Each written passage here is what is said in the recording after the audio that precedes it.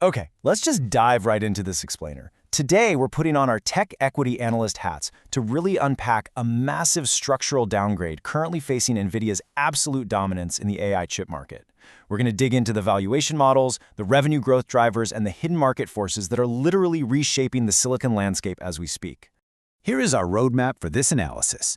The multipolar AI market, merchant GPUs, AMD versus Nvidia, the inference TCO revolution, custom ASICs, Broadcom's moat, financial risk profiles, and finally, 3 questions for investors. Section 1. The multipolar AI market. All right, so here's the bottom line up front. Nvidia's market share, it's entering a controlled retreat. We're talking a scale down from near monopoly levels in the mid-80s to an estimated 72% by 2026. Custom ASICs are rapidly swooping in to capture about 14% of the market, with AMD stepping up to lock down a solid 10%. So yeah, we are officially no longer in a single-player universe. And look, this isn't just a short-term blip.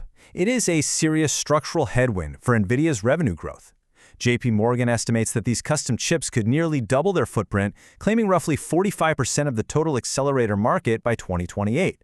That is a multi-billion-dollar shift in CapEx, flowing straight out of Nvidia's ecosystem and directly into proprietary silicon. Section 2. Merchant GPUs, specifically AMD versus Nvidia.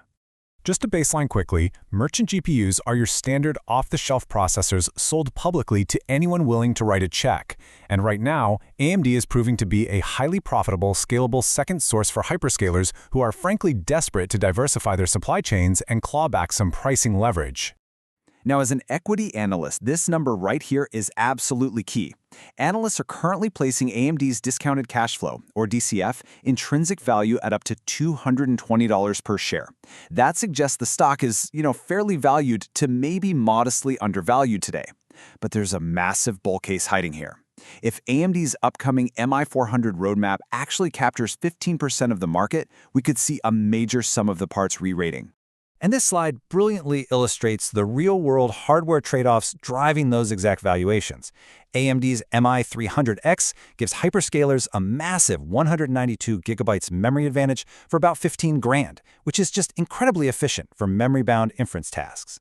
Nvidia, on the flip side, costs more than double at roughly $32,000, but they still hold the crown for compute-bound training tasks, mostly thanks to their deeply entrenched CUDA software ecosystem. Section 3. The inference TCO revolution. Okay, the absolute crucial point here is margin. Nvidia commands an incredible hardware margin of around 70% on their merchant chips. And hey, that's phenomenal for Nvidia's free cash flow. But if you're a cloud provider buying hundreds of thousands of chips, that 70% margin is literally your biggest problem. It's an enormous capital expense. But as the AI market shifts from training these massive models to actually running them, what we call inference, hyperscalers have figured out a genius workaround. By designing their own custom ASICs perfectly tailored to their unique workloads, they bypass Nvidia's 70% margin entirely. This DIY approach cuts their total costs of ownership, or TCO, by up to a staggering 65%.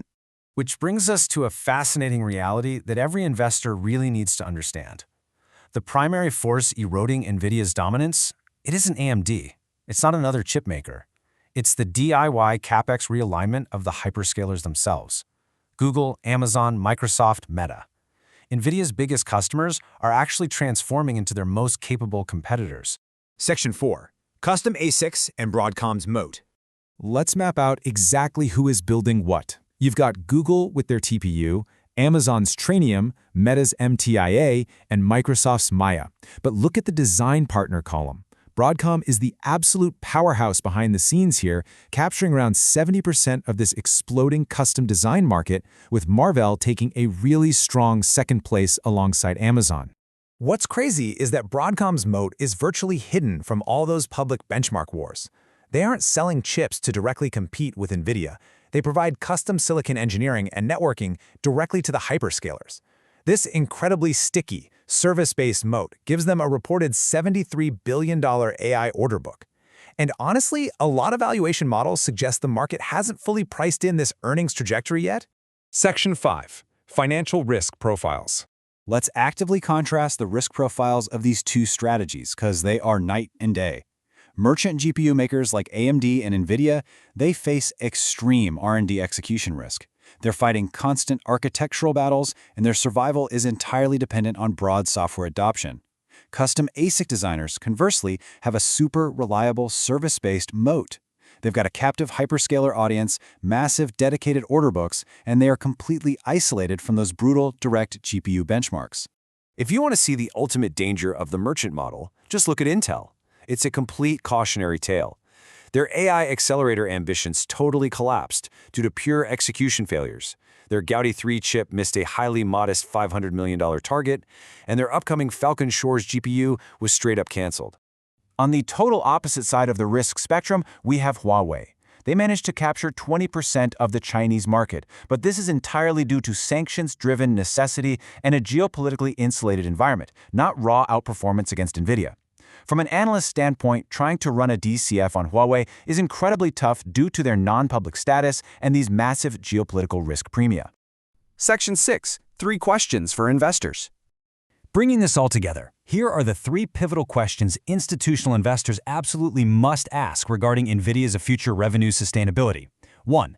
How quickly will hyperscalers shift their capex to in-house ASICs for inference? 2. Can AMD's incredibly aggressive pricing permanently compress merchant GPU margins? And 3. Will Nvidia's deep lock-in with software and networking bundles be enough to overcome the massive TCO deficit presented by custom ASICs? So I'll leave you with this final, multi-billion-dollar thought to ponder.